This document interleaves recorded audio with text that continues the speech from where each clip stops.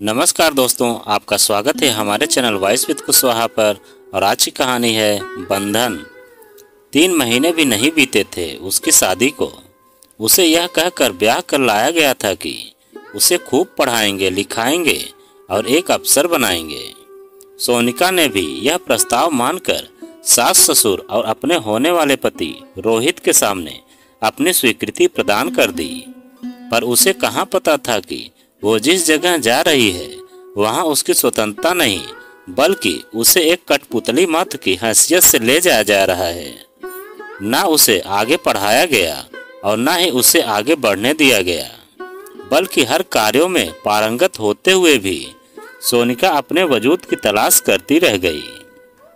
ससुराल में रोहित और माता पिता अक्सर सोनिका को यही कहते, पढ़ाई लिखाई में क्या रखा है, घर के कामकाज करने में ही भलाई है, सेवा करने से स्वर्ग नसीब होता है, वही किया करो।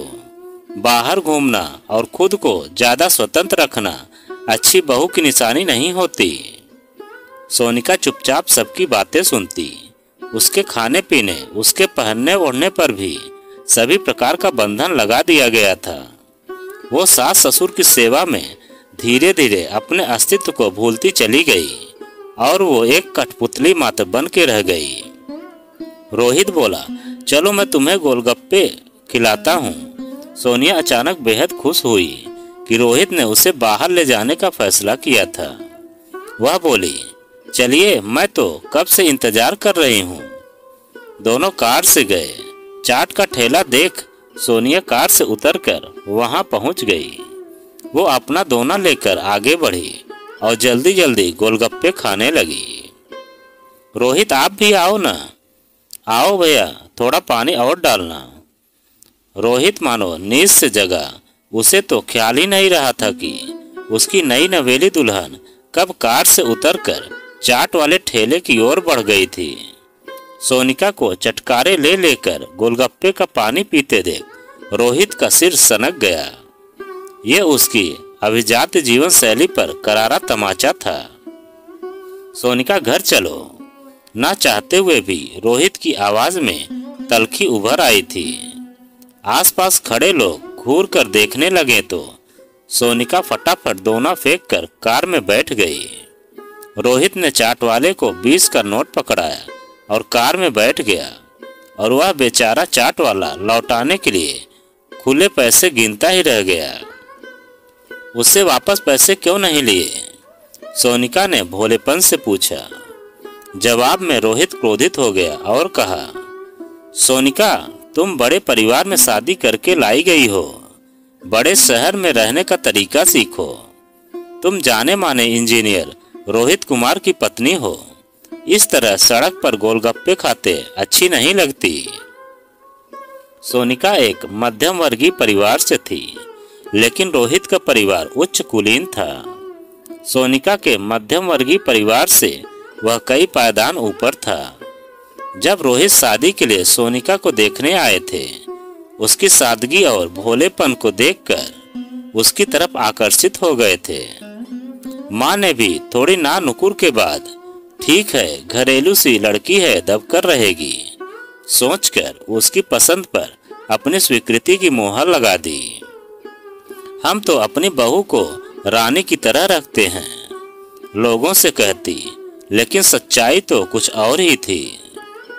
उन्हीं दिनों रोहित को हिमाचल जाना पड़ा। वो अपने साथ सोनिका को भी संग ले लिया। रास्ते में गिरते बर्फ का सुंदर दृश्य देखकर सोनिका का बच्चा मन खिल उठा। वह बार बार रोहित से बस रुकवाने का आग्रह करती। वह बर्फ की वादियों में सैर करना चाह रही थी। देश विदेश में घूम चुके रोहित को सोनिका का ये बचपना करना अच्छा नहीं लगा। वो सोनिका को चुप रहने को बोला और उसे काफी डांट फटकार लगाई कि बस की आखिरी सीट पर उसे बैठा दिया। दहशत और अपमान के कारण सोनिका की आंखें डबडबा गईं। वह बस में उपस्थित लोगों की सहानुभूति और उपहास का पात्र बन गई। फिर पूरे रास्ते में नजरें झुकाए सोनिका चुपचाप बैठी रही। वो खोई खोई सी रहने लगी थी। हंसना रूठना चहकना तो दूर, उसके चेहरे पर मुस्कान भी गायब रहने लगी। इसी दौरान पता चला कि सोनिका गर्भवती है। पारिवारिक तकलीफ के दले दबी सोनिका के गर्भ में पल रहे भ्रूण का विकास रुक गया था। इस तरह दिन भर सोनिका गर्भावस्था की स्थिति में भी जी तोड़ काम करती थी। एक दिन अचानक से सोनिका के पेट में दर्द उठता है। फिर अफरा तफरी में उसे अस्पताल ले जाया जाता है, जहां उसका बच्चा गर्भ में ही दम तोड़ देता है। बच्चे को खोने के बाद सोनिका जिंदा लाश मात्र बनकर रह गई। सोनिका को भी उसके सास ससुर ताने देते रहते हैं कि हमारे वंश की रक्षा नहीं कर पाए, इतना ख्याल रखते थे तेरा, तू अपना ख्याल रख नहीं पाए, हमारा वंश कैसे चलेगा। सोनिका चुपचाप सी खड़ी सब सुनती रही। अब वो अंदर से पूर्ण रूप से टूट चुकी थी। ना कोई तरंग ना उमंग, बस वो मर्यादाओं के बंधन में बंधी अपने सपने को टूटने के बाद, फिर अपने बच्चे को खोने के बाद एक हंसती खेलती लहरों के समान बहते रहने वाली सोनिका अपने स्वाभाविक सौंदर्य को बस एक ठहरे हुए पानी के कुंड के समान बना ली, जिसमें जीने की आशा लगभग उसके भीतर खत्म हो चुकी थी। अत्याचार को सहते सहते वो भूल चुकी थी कि अपना अस्तित्व। अब रोहित भी सोनिका की ऐसी हालत देखकर चिंतित रहने लगा। उसे लगा कि उसने सोनिका के साथ बहुत गलत बर्ताव किया है। उसे एहसास हुआ कि मर्यादाओं की एक दीवार खड़ी करके उसने सोनिका के साथ अन्याय किया है। केवल प्रेम भरा हृदय ही उस सैलाब को थाम सकता है। सोनिका को अवसाद से उबारने का एक ही रास्ता है कि उसे पूर्ण स्वतंत्रता दी जाए, जीने का अधिकार दिया जाए। उसे बंधन में बांधकर उसके सपनों को नहीं छीनना चाहिए। ऐसा करने से शायद एक दिन उनके चेहरे की खिलखिलाहट और मासूमियत लौट आएगी। रोहित को एहसास हुआ, मगर अब यह कैसे होगा। सोनिका मुझसे दूर रहने लगी है। मेरे छूने से वह सिहर उठती है। हिरनी जैसी भयभीत नजरों से मुझे देखने लगती है, मानो मैं उसका शिकार करने वाला हूँ। दूसरे दिन रोहित का ऑफिस में मन नहीं लगा तो वह जल्दी घर लौट आया। सामने रोहित की माँ और बहू सोनिका पर क्रोधित हो रही थी। हमारा खानदान उच्च कुल का है, ये छोटी छोटी हरकतें बहू तुम्हें शोभा नहीं देती। कायदे कानून में रहा करो तुम। सोनिया दुबक कर दीवार के एक कोने पर निढाल होकर बैठ गई और उसकी आंखों से अश्रुधारा बह निकली। तभी रोहित ने अपनी माँ से कहा, उस पर गुस्सा क्यों कर रही हो माँ, जाने दीजिए, सब सीख जाएगी सोनिका। माँ ने रोहित का यह बदला हुआ रूप देखकर उससे बोली, क्यों रोहित, आज कैसे तू अपनी बीवी का हिमायती बन रहा है। एक तो हमारे वंश का नाश हो गया है और इसकी जिम्मेदार है सोनिका। यह सुनकर रोहित इस बार चुप नहीं रहा और अपनी माँ से कहा, माँ शांत हो जाओ, तुम भी किसी के घर की बहू हो। जब तुम नई नई आई थी तो तुम्हारे आगे भी जिम्मेदारियों की परीक्षाएं थी। क्या तुमने संघर्ष नहीं किया। आज तुम एक समाज की प्रतिष्ठित महिला में गिनी जाती हो। एक महिला होकर तुम एक महिला का दर्द नहीं समझोगी तो आगे का जीवन बहुत कठिन हो जाएगा। माँ, उसे जीने दो अपनी जिंदगी। उसे हर छोटी से छोटी चीजों में खुश रहने दो। वह जो करना चाहती है उसे करने दो।